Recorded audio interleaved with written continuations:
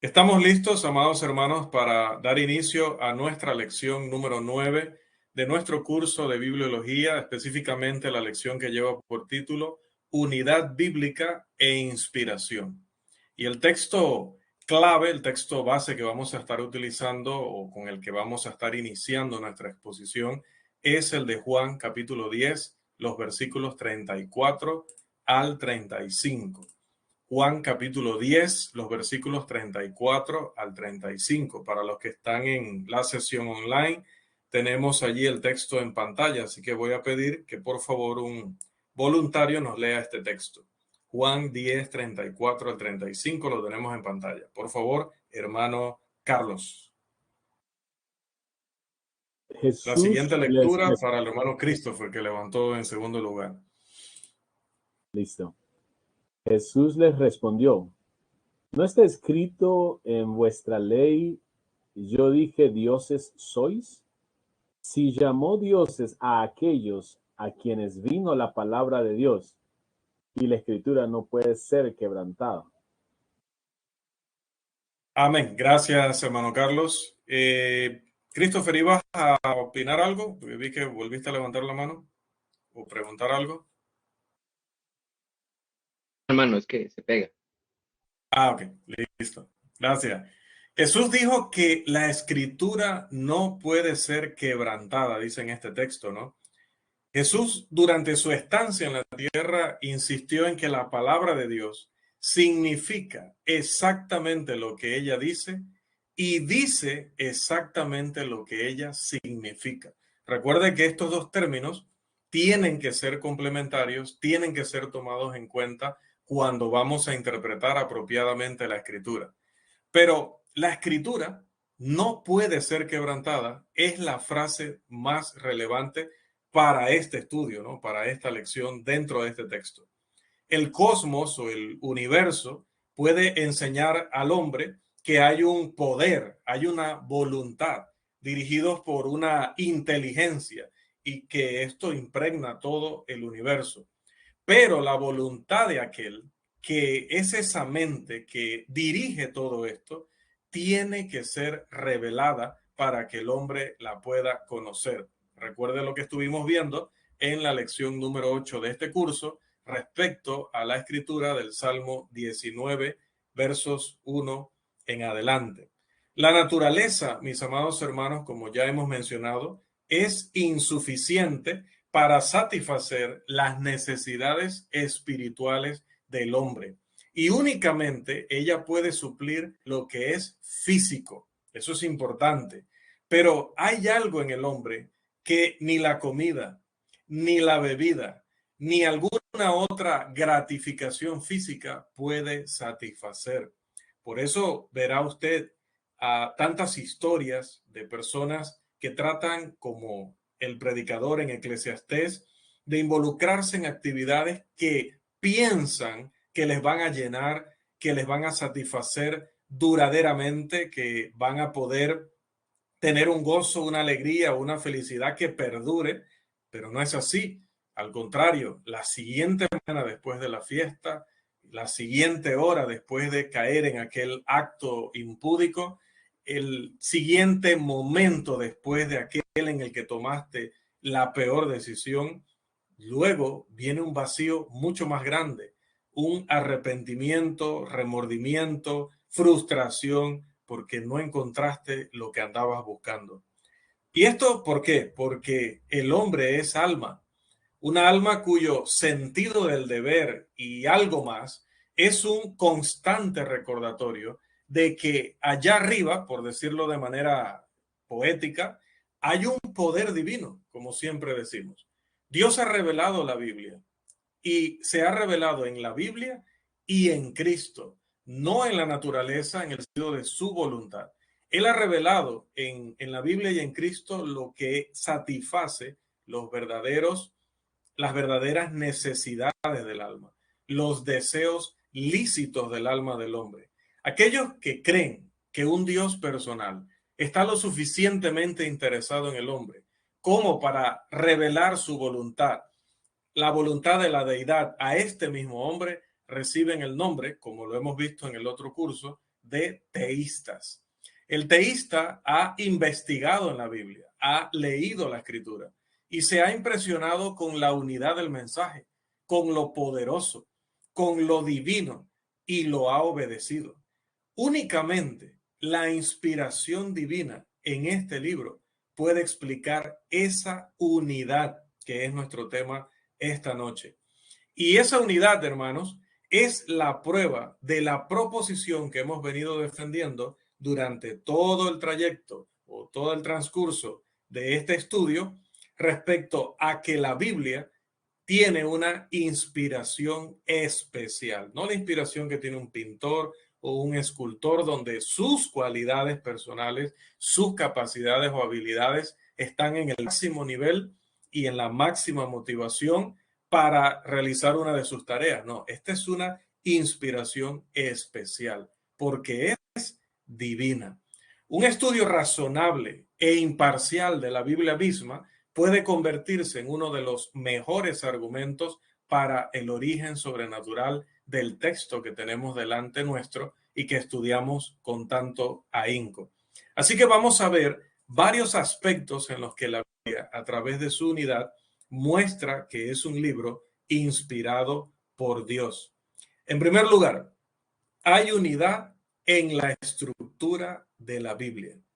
El texto manifiesta el plan de un arquitecto, el plan de un diseñador. Cada uno, por ejemplo, de los dos testamentos, uno que contiene 39 libros, como bien sabemos, y el otro que contiene 27 libros, ambos testamentos están divididos en tres grandes secciones, en tres grandes temáticas, que son la histórica, la profética y la enseñanza. Vea, en este caso, lo que hemos explicado ya, lo que hemos visto en la lección número 1 de este curso. El mensaje de cada testamento también mira al pasado, mira al presente y mira al futuro. Y en cada testamento hay una diversidad de literatura. Y a pesar de que hay esa diversidad, literatura poética, literatura profética, etcétera, sin embargo, todas estas traducciones, todos estos libros, independientemente de su estilo, independientemente de su autor, declaran un mismo tema general. Cuando alguien escucha una gran sinfonía, se impresiona con la ejecución de las varias partes que juntas hacen un todo armonioso. Ese es el objetivo de hacer una sinfonía. Y la discordia es lo contrario. La discordia, según el diccionario, es la falta de acuerdo o armonía como entre personas, cosas o ideas. Y específicamente aplicado a la música, una combinación de sonidos musicales que golpea el oído con dureza. La discordia es el resultado de que uno de los músicos pierda la nota, de que uno de los músicos ignore al director, ignore el plan.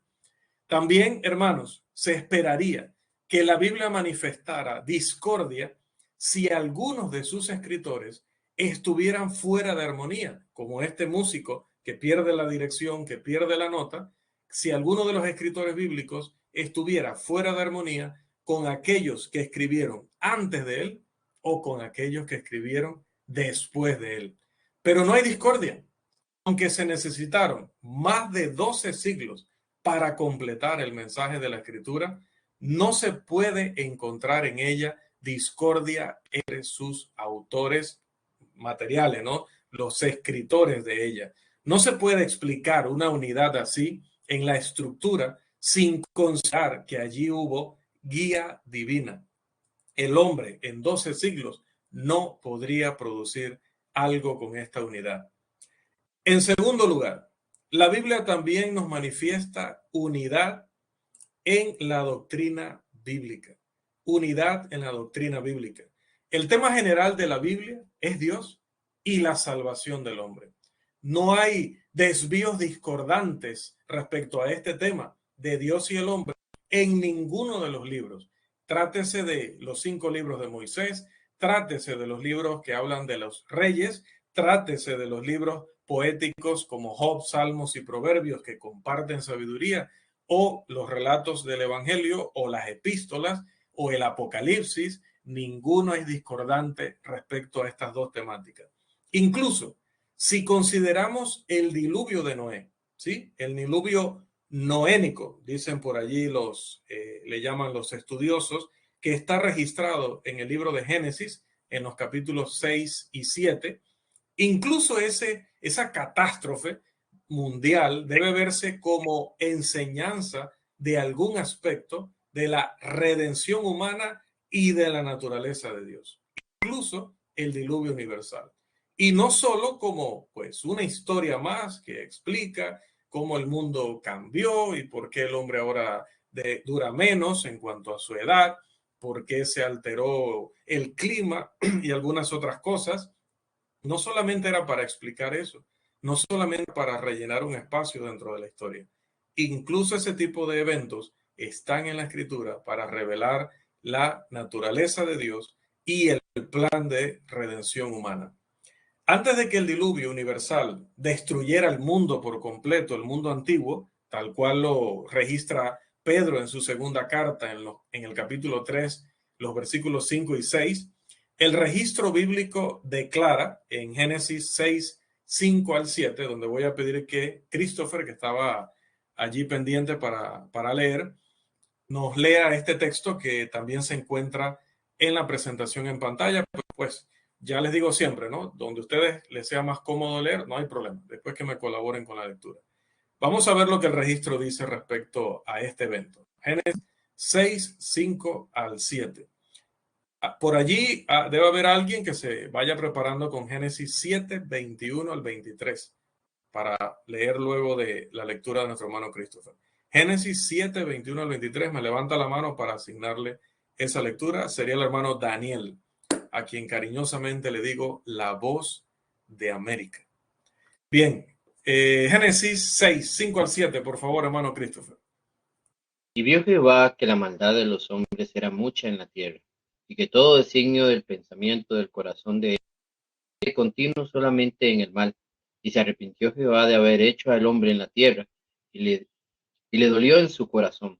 Y dijo Jehová: raeré sobre la faz de la tierra a los hombres que he creado, desde el hombre hasta la bestia, y hasta el reptil, las aves del cielo, pues me arrepiento de haberlos hecho. Amén. Allí nuestro hermano Alonso y su esposa, la hermana Sara, bienvenidos, buenas noches, bendiciones. Y vamos a pedir ahora que la lectura del hermano Christopher la complemente la lectura de nuestro hermano, dije, Génesis 7, 21 al 23. Yo, hermano. Daniel, correcto. Dice, y pereció toda carne que se mueve sobre la tierra, aves, ganados, bestias, y todo lo que pulula sobre la tierra, y todo ser humano. Todo aquello en cuya nariz había aliento de espíritu de vida, todo lo que había sobre la tierra firme, murió. Exterminó pues el Señor todo ser viviente que había sobre la faz de la tierra, desde el hombre hasta los ganados, los reptiles y las aves del cielo fueron exterminados de la tierra. Solo quedó Noé y los que estaban con él en el arca. ¿Hasta cuál me dijo, hermano? Hasta allí, hasta el 23. Específicamente nos interesa hasta allí donde dice raídos de la tierra, hermanos. Las únicas personas que quedaron después del diluvio fueron Noé y los 7 miembros de su familia, según está registrado en Génesis 9, 18 al 19 y otras partes de la escritura. Ya que la intención de Dios era limpiar la tierra, uno podría imaginar que el diluvio corregiría el problema del intento del corazón del hombre hacia el mal. Pero lamentablemente no fue así, hermanos. Y vamos a ver que otro hermano nos colabore con la siguiente lectura, porque luego del diluvio, Dios repite algo muy similar a lo que había dicho antes de este evento. En Génesis 8:21.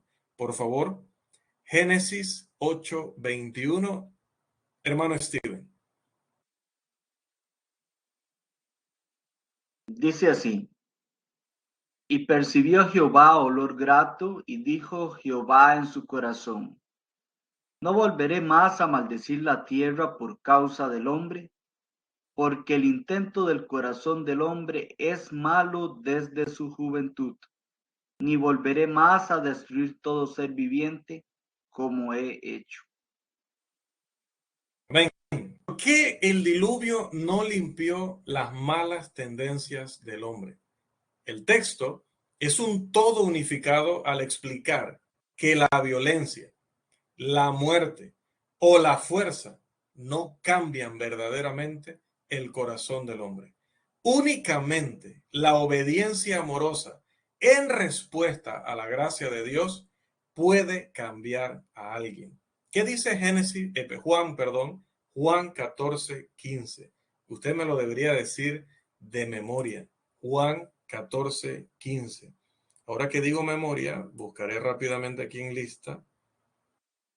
No ha llegado y no creo que ya llegue. Hoy teníamos visita de mi predicador, pero probablemente se quedó dormido porque hoy tuvimos un trabajo intenso en campo, así que probablemente se quedó dormido. No sé si entre luego. Bien,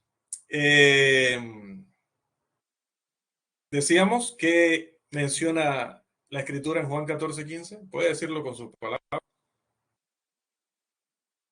Si me ¿Alguien se lo amáis, sabe? guardad mis mandamientos.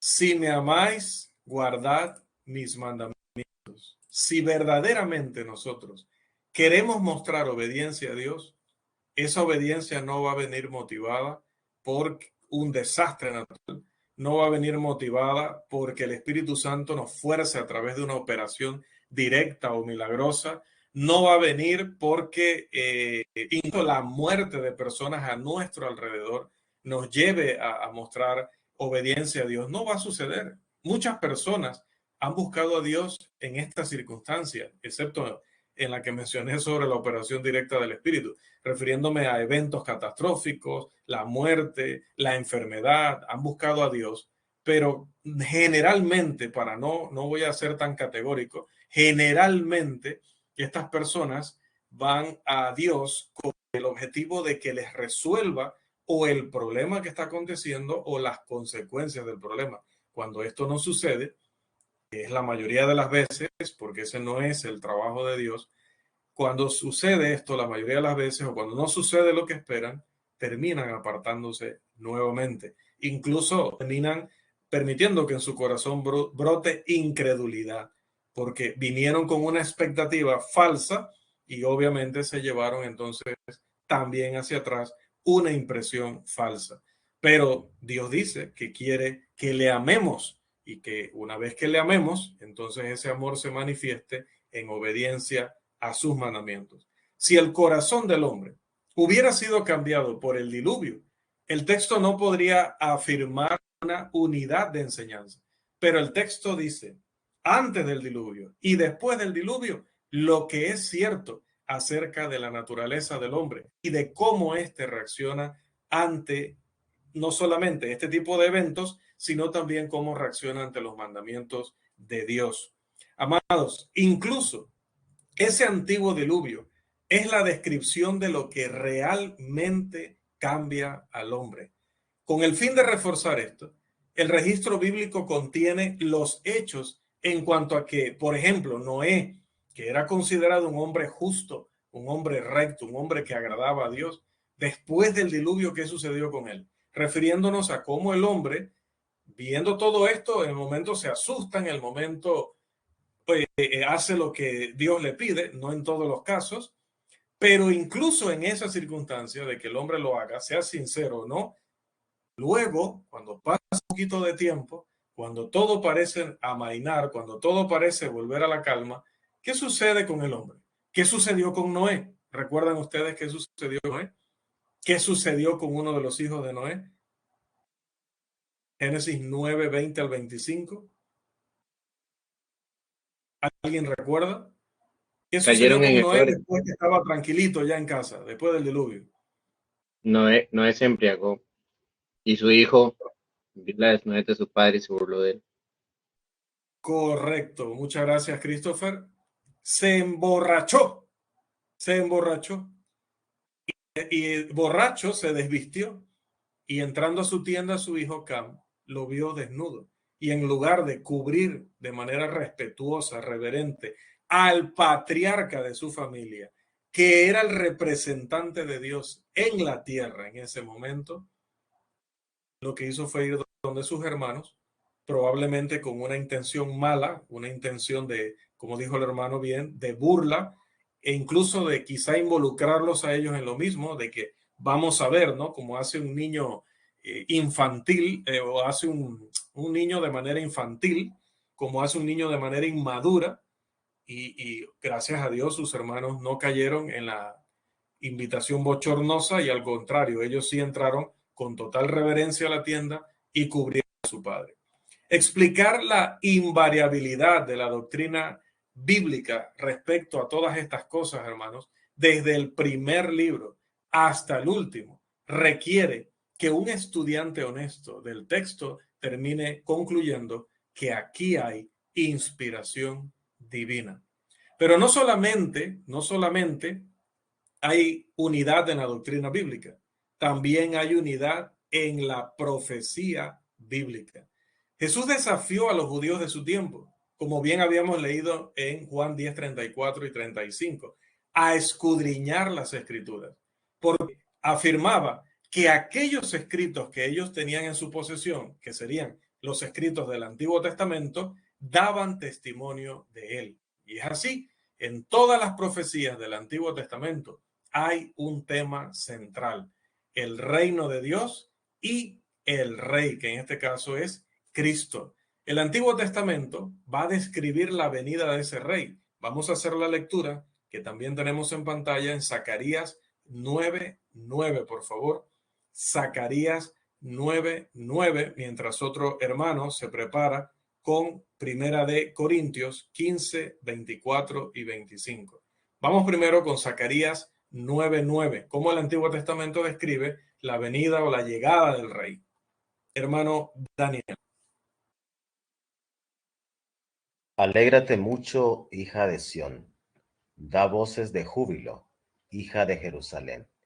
He aquí tu rey vendrá a ti, justo y salvador, humilde y cabalgando sobre un asno, sobre un pollino, hijo de asna.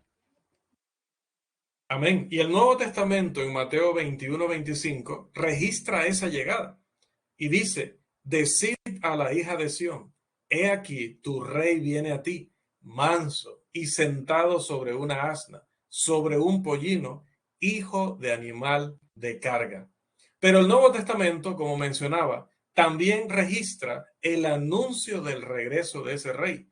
Y vamos a leer qué dice en la primera carta del apóstol Pablo a los Corintios, el capítulo 15 y los versículos 24 al 25, por favor. Hermano Carlos. Luego el fin, cuando entregue el reino al Dios y Padre, cuando haya suprimido todo dominio, toda autoridad y potencia, porque preciso es que Él reine hasta que haya puesto a todos sus enemigos debajo de sus pies. Amén. Que así sea. Ese día lo esperamos y lo anhelamos con toda nuestra alma, con todo nuestro corazón. Note, Zacarías 9 contiene la profecía. Mateo 21:5 habla del cumplimiento de esa profecía. Y Primera de Corintios 15, 24 al 25 nos habla de otra profecía que se refiere al regreso de ese rey. Pero yo quiero que consideremos también, dentro de esta misma temática, de la unidad en la profecía bíblica, lo que he denominado los 4 maravillosos capítulos 2. Los 4 maravillosos capítulos 2, que son un pronunciamiento, unificado respecto al reino o a la iglesia. ¿Estos capítulos cuáles son? Isaías 2, Daniel 2, Joel 2 y Hechos capítulo 2. ¿Por qué? Porque la iglesia comenzaría en Jerusalén, según Isaías capítulo 2. La iglesia comenzaría en los del Imperio Romano, según Daniel capítulo 2. La iglesia comenzaría de manera milagrosa, según Joel capítulo 2. Y en Jerusalén, en el año 33, en los días del Imperio Romano, el Espíritu Santo inspiró el inicio de la iglesia. Y esto está registrado en Hechos capítulo 2. La única manera de explicar la unidad en la profecía es mediante la inspiración divina. Y es que, hermanos, el mismo Señor Jesús, nuestro Maestro, estaba tan consciente de la unidad en la profecía que él podía anunciar el inicio de su iglesia y las palabras exactas que rodearían ese inicio. ¿Por qué? Porque Jesús dijo que algunos de los que le estaban escuchando mientras él ejercía su ministerio terrenal iban a ver al reino de Dios venir con poder. Esto lo leemos en Marcos 9:1. Ese texto dice: de cierto os digo que hay algunos de los que están aquí que no gustarán la muerte hasta que hayan visto el reino de Dios venido con poder. Y si tomamos ese texto de Marcos 9:1 y lo comparamos con lo que Jesús dijo a los apóstoles en Lucas 24:49, donde le dice que esperen ese poder en Jerusalén. Y esto nos hace recordar que precisamente Isaías había profetizado que el reino o la iglesia iba a iniciar en Jerusalén. Entonces, luego vamos a ver a Jesús en Hechos 1:5 y el 8 diciéndoles o recordándoles que debían esperar específicamente al Espíritu Santo, que el Espíritu Santo era ese poder del que él les hablaba cuando mencionó que el reino vendría con poder. Otra vez vemos en diferentes libros, en diferentes momentos, aunque en este caso es el mismo Señor, más lo que sumamos que dijo el Padre a través de Isaías, todo mantiene una unidad espectacular, una unidad sobrenatural. Esta última predicción, la de Hechos 1:5 y el 8, es paralela con lo que ya había escrito también el profeta Joel en el capítulo 2.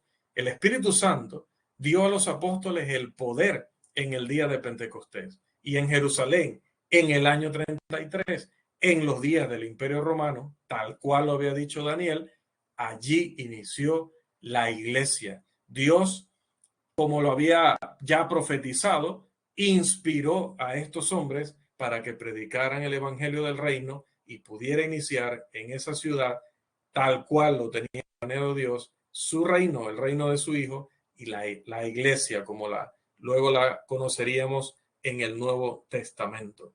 Esto no se puede explicar completamente, cabalmente, racionalmente, a menos que hablemos de inspiración divina.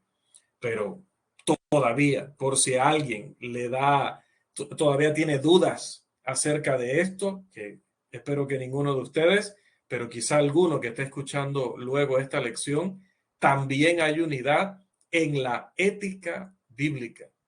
La Biblia, tanto en el Antiguo como en el Nuevo Testamento, tiene unidad en cuanto a los principios morales que enseña y que defiende.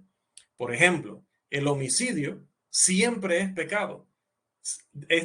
Siempre es pecado, perdón, y siempre debe ser castigado.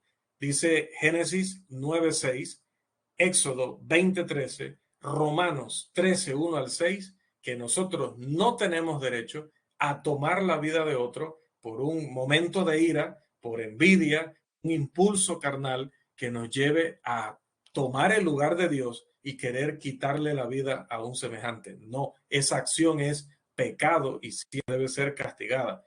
Usted y yo sabemos que precisamente citamos Romanos 13:1 al 6 porque obviamente hay excepciones donde está involucrado el gobierno. Por ejemplo, en el caso de Israel, cuando el gobierno era civil y religioso al mismo tiempo y debía aplicar tanto estatutos civiles como estatutos que están meramente o puramente en lo espiritual. Y también hoy día, cuando hay separación entre lo religioso y lo civil, pero donde el gobierno, como dice el apóstol Pablo en esa carta a los romanos, también tiene la autoridad de Dios para quitar la vida si es necesario, y no se le puede criticar por ello si lo hace obviamente de acuerdo a una ley, ¿no?, justa, y una ley publicada que todos tendrían acceso a ella, y el criminal que la viola sabe cuál es la consecuencia.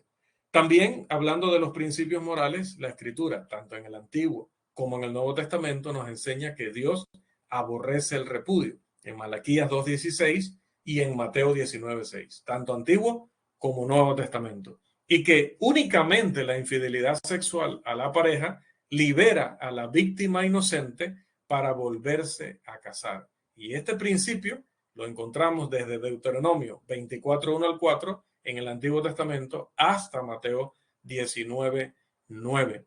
También en esto de lo moral, la Escritura nos dice que no debemos ser codiciosos, que no debemos dejarnos dominar por los deseos ilícitos, que no debemos deshonrar a nuestros padres, que no debemos robar, que no debemos mentir, y otra cantidad de actividades semejantes, como diría Pablo en Gálatas 5.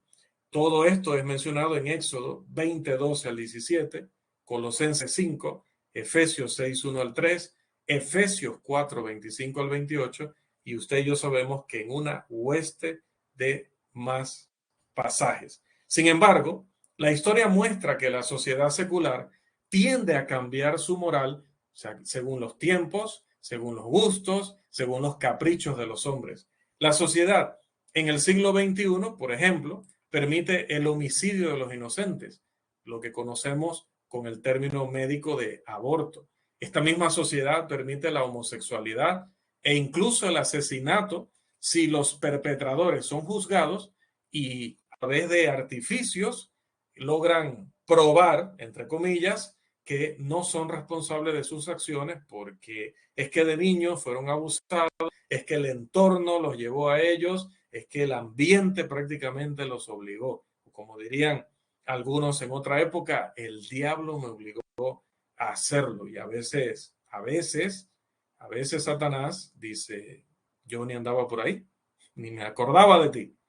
¿Cómo explicaría alguien la consistencia de la enseñanza bíblica en cuanto a la ética si se cree que el hombre, sin dirección divina, escribió este mensaje?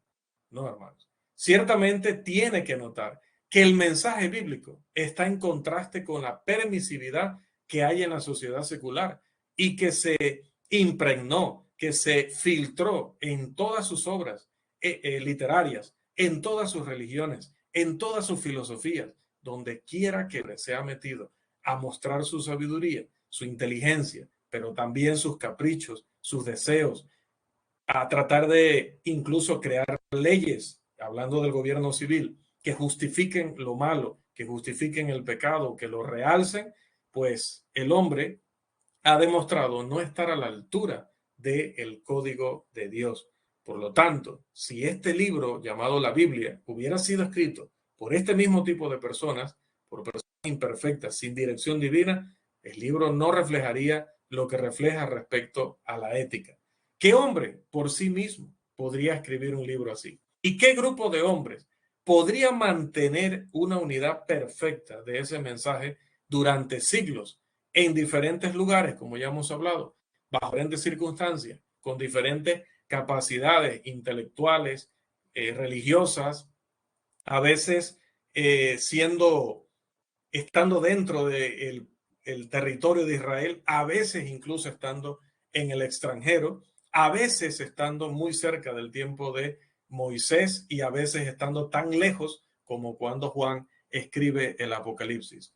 Los escritores bíblicos, incluso sabemos, no solamente por la escritura, sino también por la historia, en su mayoría fueron vilipendiados, fueron denigrados e incluso, como también Jesús menciona en Mateo 23, fueron asesinados por sus esfuerzos.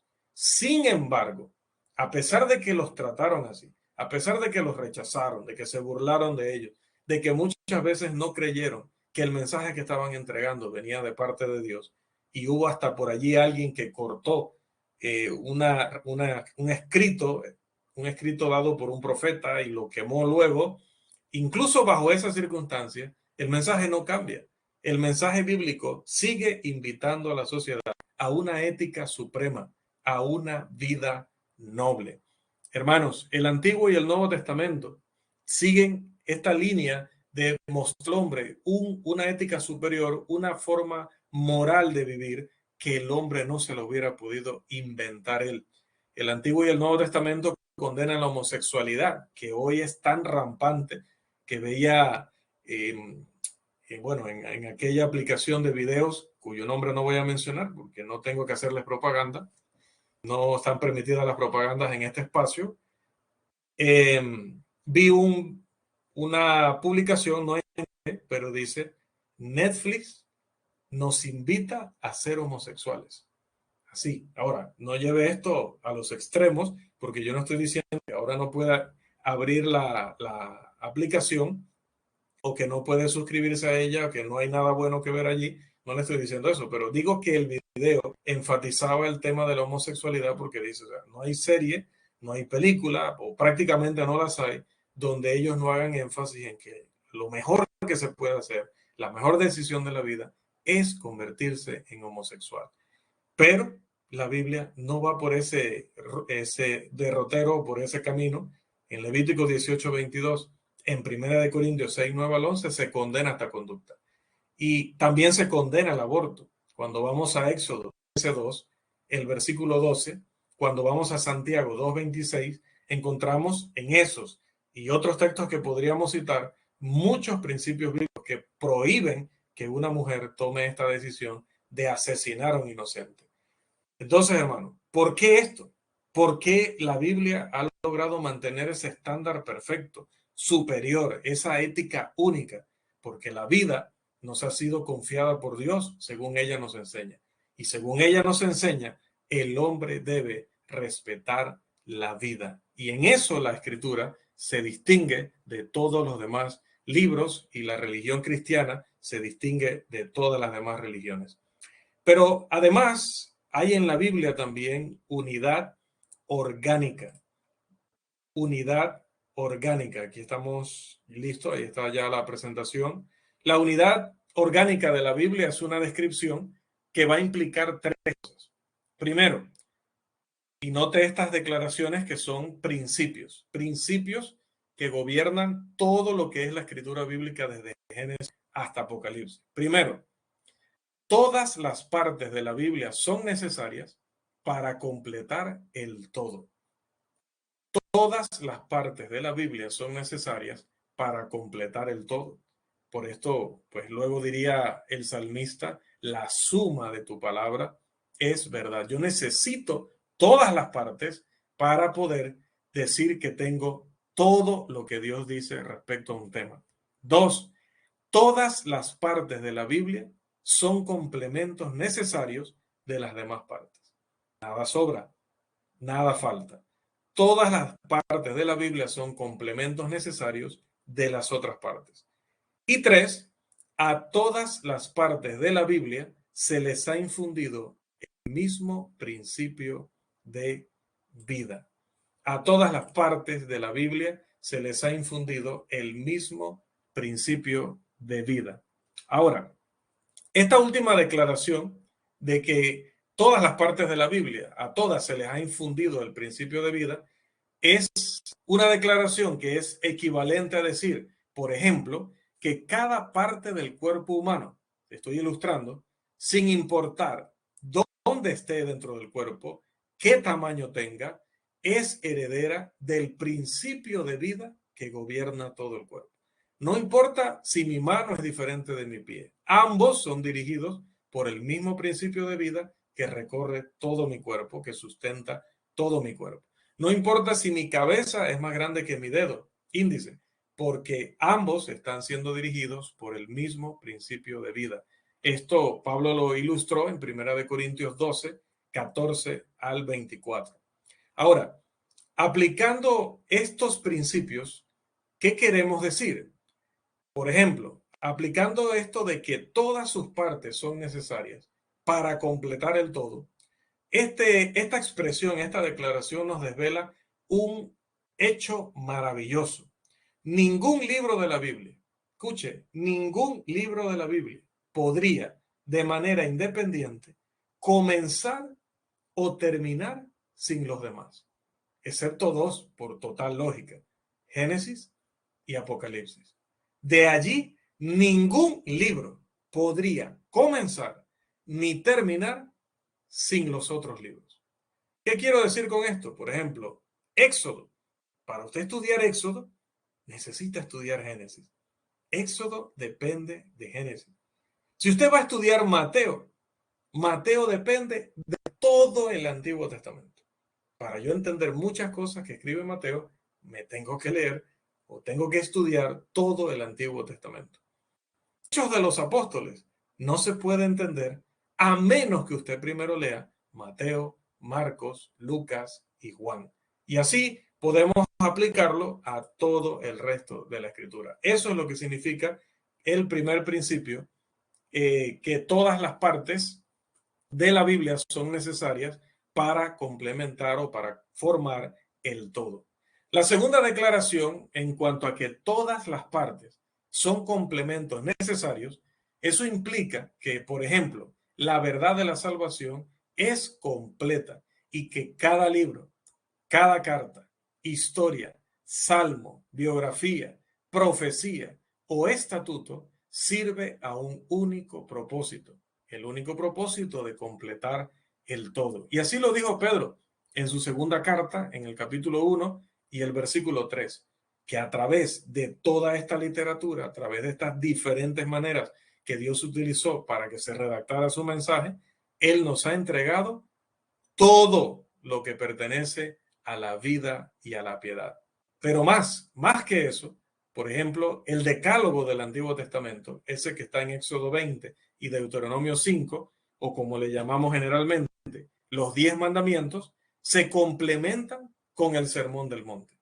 Al punto de que cuando usted va a Mateo capítulo 5, capítulo 6 y capítulo 7 y lo lee después de haber leído los 10 mandamientos, entonces y solo entonces usted o cualquier lector honesto y serio de la Escritura puede comprender en plenitud lo que Dios quería a través del decálogo. También las profecías del Antiguo Testamento requieren una explicación, interpretación, aplicación en el Nuevo Testamento, como leemos en la experiencia del etíope eunuco con Felipe en Hechos 8:30 al 31. El código mosaico está incompleto sin la ética de Cristo y la ética que se enseña en las epístolas, cuyas cartas, cuyo contenido lo que hace es destacar que el fin de la ley del Antiguo Testamento llegó en Cristo para dar paso a una nueva ley, la ley de Cristo. Colosenses 2:10 al 14 y Gálatas 6:2. Y tercero, el principio de vida está en la palabra de Dios. Decíamos que cada una de esas partes tiene el principio de vida que gobierna el todo. Bueno, el principio de vida está en la palabra de Dios a través de todas las páginas de la Sagrada Escritura. Segunda de Timoteo 3:16 al 17, que lo conocemos muy bien. Toda escritura es inspirada por Dios. Pero además de eso, el escritor de Hebreos, en el capítulo 4, versículo 12, y nuestro maestro, el Señor Jesús, en Juan 6:63, nos enseñan que la palabra de Dios es vida y la palabra de Dios es dirección divina, una dirección que entra hasta lo más profundo de nosotros y no se le escapa absolutamente nada, más bien pone al descubierto todo lo que somos ante nuestro Dios. Esa unidad orgánica que se destaca en estos tres principios anteriores no se puede explicar excepto considerando que todos estos libros tuvieron una sola fuente. Que este libro llamado la Biblia, hablar como un libro recolectando o conteniendo a todos los demás, solamente pudo venir de una mente. La Biblia y el hombre recibieron el principio de vida de parte de Dios. Así como Dios tomó del polvo de la tierra y luego dice que inspiró al hombre, a sí mismo, luego cuando ese hombre quería o necesitaba conocer la voluntad de Dios, Dios nuevamente le inspiró, pero esta vez a través del Espíritu, para tener la mente de Cristo y poder transmitir hasta nuestros días y hasta que el mundo termine la voluntad del Señor para cada uno de nosotros. Pero no solamente tenemos unidad en la unidad de la ética bíblica, también tenemos, y aparte de la unidad bíblica orgánica, sino que también tenemos unidad, amados hermanos, en la sobriedad de la Biblia. ¿Y a qué nos referimos con eso? Bueno, que la Biblia es calmada, racional y dignificada, y que ni la fría intelectualidad ni el acalorado mensaje fanático que tienen algunas religiones pueden implicar inspiración divina. La Biblia presenta su verdad tal cual, sea que el pueblo de Dios peque o no, sea que el pueblo de Dios sea obediente o no. Y uno gana confianza en la veracidad, en la autenticidad de la Biblia mientras la va leyendo. El apóstol Pablo confiaba en este poder totalmente. Él sabía que era un poder correcto, apropiado, justo, bueno, veraz, inspirado.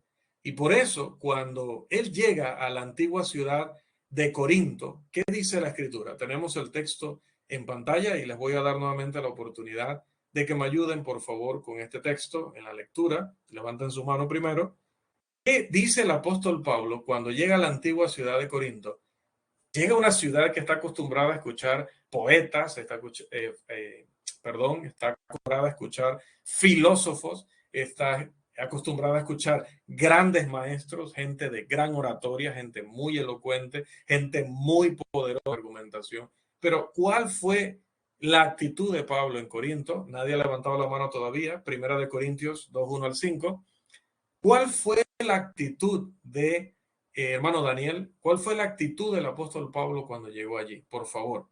Vamos a leer desde donde dice no fui. Por favor, Daniel. No fui. Primera No Corintios fui 2:1 al 5. no fui con excelencia de palabras o de sabiduría, pues me propuse no saber entre vosotros cosa alguna, sino a Jesucristo y a este crucificado. Y estuve entre vosotros con debilidad y mucho temor y temblor.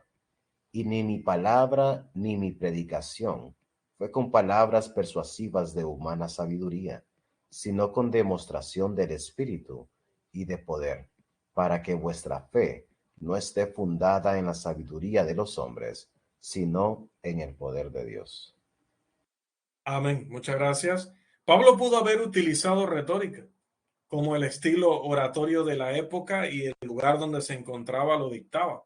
Pero en cambio, se apoyó en la simple verdad para enseñar a los corazones honestos en Corinto. Ese poder es un mensaje sencillo, tan sencillo como ese, pero que era tan superior al de aquellos oradores, demanda que uno considere que su fuente es la inspiración divina. Por esto el apóstol Pablo, cuando escribe a los romanos en el 1:16 de esa carta, va a decir las palabras que usted ya conoce muy bien. Todo evangelista las conoce perfectamente. Romanos 1:16 dice, porque no me avergüenzo del evangelio, porque es poder de Dios para salvación a todo aquel que cree, al judío primeramente y también al griego. La gloria sea para nuestro Dios. Finalmente, amados hermanos, hay unidad de expresión en la Biblia. Hay unidad de expresión en la Biblia. ¿Y a qué nos referimos con esto? Pues que los escritos humanos tienden a sobreenfatizar algunos aspectos y a quitarle énfasis a otras cosas, mostrando cosas que son necesarias, que serían importantes conocer o saber. Pero ¿qué demuestran con eso? Demuestran que son literatura defectuosa. Si usted le da una rápida revisión, por ejemplo, al Corán, notará que este libro enfatiza la violencia. Si usted hace lo mismo con el libro de Mormón, se dará cuenta que es un libro impreciso prácticamente en todos sus datos y mentiroso en otro resto. Si usted revisa el Talmud judío, allí va a encontrar un montón de doctrinas de manufactura humana, o sea, que fueron inventadas o creadas por el hombre. Y estos son los problemas que surgen delante del lector cuando él se dedica a estudiar producciones humanas, producciones que no cuentan con inspiración. Pero cuando alguien considera la enseñanza bíblica sobre la naturaleza, el espíritu humano, la relación de Dios con el universo, que no es panteísta, afirmando que el mismo universo se autodesarrolla como si él fuera Dios, ni tampoco es deísta, como si Dios fuera un ser que solamente puede ser entendido o que solamente puede ser conocido a través de la razón humana. No. Y otra miriada de temas que nosotros podemos leer y estudiar en la escritura cuando consideramos todo esto, la persona o lo hace una persona, esta persona se impresiona con el hecho de que el libro de Dios presenta una apropiada, balanceada y unificada importancia, una importante relevancia en cada uno de estos temas, desde el primer libro hasta el último. Así que en resumen, es más razonable concluir que hay inspiración divina en la confección de la Biblia, basándonos en lo que hemos estudiado en esta lección, y hay que decirlo, y basándonos en todo lo que hemos venido acumulando desde la lección 1, que decir que la Biblia es un producto de muchas mentes escribiendo sin la guía de Dios durante varios siglos. Uno debe explicar la unidad en la estructura, doctrina, en la profecía, en la ética, en el principio de vida, en la sobriedad y en la expresión de alguna manera.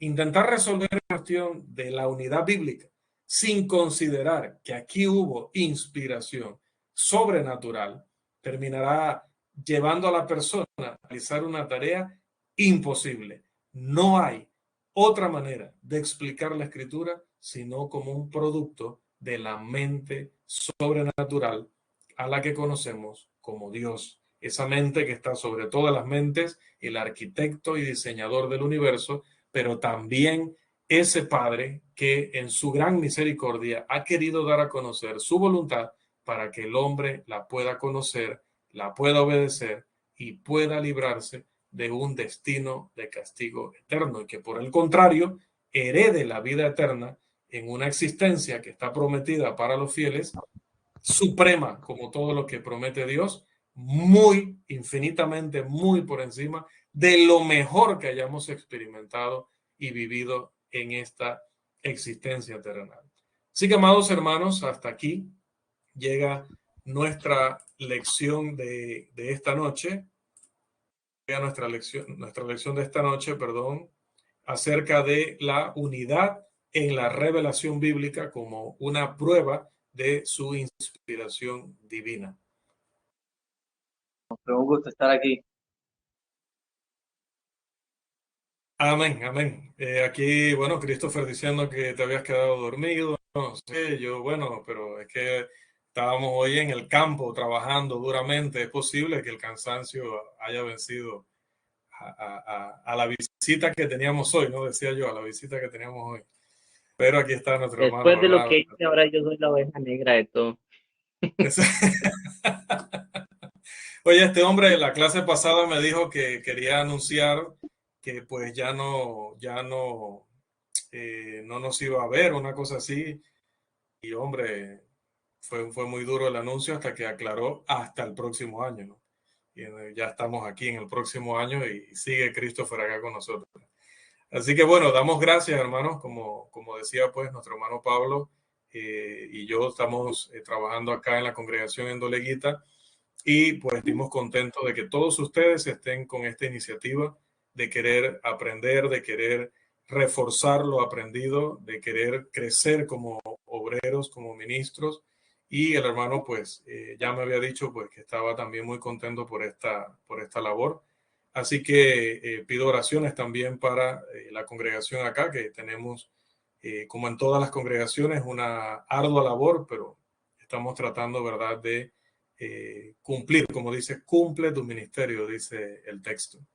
Así que, amados, en el amor de Dios, les pido que sigan estudiando estos temas, que sigan repasándolos. Recuerden que de aquí los pasamos al canal de YouTube para que luego los puedan repasar. Compártanlos también, porque estos son temas que deben llegar a muchas personas. Deben valorar más la escritura, deben entender mejor los términos inspiración, revelación, lo que realmente significan todos los libros y lo que significa esa unidad, lo que significa la mente de Dios, haciendo que todo esté en una armonía perfecta, que esto no es un invento, que este no es un libro cualquiera, que como bien decía Christopher, está más respaldado que cualquier literatura en el resto del mundo, como lo veremos en las últimas lecciones que nos quedan de este curso. Así que la gracia y la paz de Dios sea con cada uno de ustedes. Un abrazo inmenso a sus esposas que me prestan a sus esposos todo este tiempo, a sus congregaciones que reciben todo ese esfuerzo y ese trabajo que ustedes brindan, y a sus familias, hermanos. Muchas bendiciones. Que el Señor les guarde. Nos vemos el día viernes si Dios nos da vida, salud y oportunidad.